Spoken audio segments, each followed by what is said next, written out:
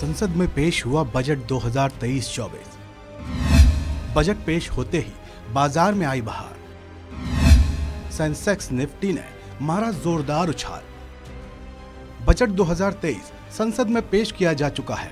वित्त मंत्री निर्मला सीतारमण ने लगातार 5वीं बार बजट को पेश किया। ये मोदी सरकार का अंतिम पूर्णकालिक बजट था।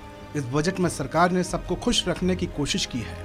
वित्त मंत्री निर्मला सीतारमण ने अपने बजट में कई बड़े ऐलान किए हैं।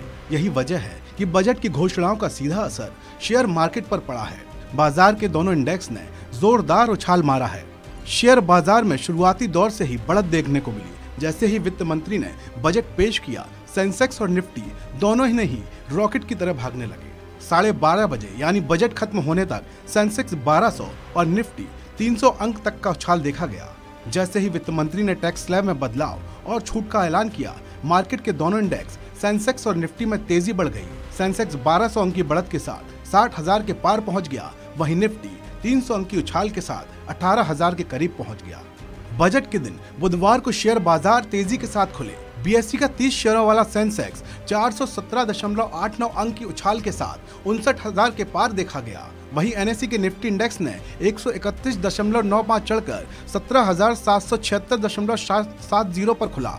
मंगलवार को भी दोनों ही इंडेक्स में मामूली तेजी देखी गई थी। भारतीय शेयर बाजार हरे निशान पर बंद हुआ था। अंत में बीएसई 59,500 पर बंद हुआ, तो वहीं निफ्टी 17,500 के करीब बंद हुआ था। बात करें बीते 5 सालों में बजट के दिन की, तो साल 2022 में 1 फरवरी के दिन सेंसेक्स 848 अंकों की बढ़त के साथ 58,862.57 पर बंद हुआ था। वहीं निफ्टी 237 अंकों की तेजी के साथ 17,577 पर क्लोज हुआ था। साल 2021 में 1 फरवरी को सेंसेक्स में 5% की बढ़ोतरी देखने को मिली थी। इससे पहले 2020 में बजट डे पर सेंसेक्स में 2.43% की गिरावट रही थी। 2019 में बजट के दिन सेंसेक्स में 0.59% बढ़त दर्ज की गई थी। वहीं 2018 में 1 फरवरी को सेंसेक्स 0.16% टूटकर बंद हुआ था। आपको बता दें कि इस बजट पर सबकी निगाहें थीं।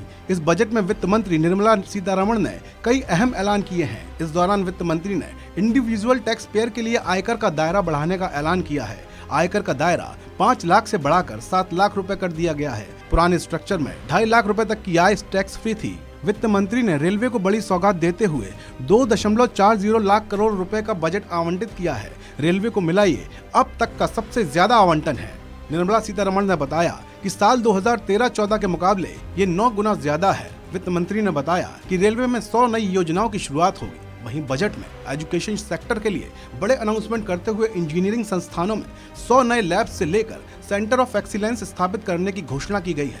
बजट में एक बड़ी घोषणा करते हुए वित्त मंत्री निर्मला सीतारमण ने बताया कि जल्द ही पीएम कौशल विकास योजना 4.0 की शुरुआत होगी। आने वाले 3 सालों में प्रधानमंत्री कौशल विकास योजना 4.0 की शुरुआत होगी। इससे लाखों युवाओं को स्किल्ड बनाने में मदद मिलेगी। इस खबर में भी इतना ही। आप बने रहिए वन इंडिया के साथ।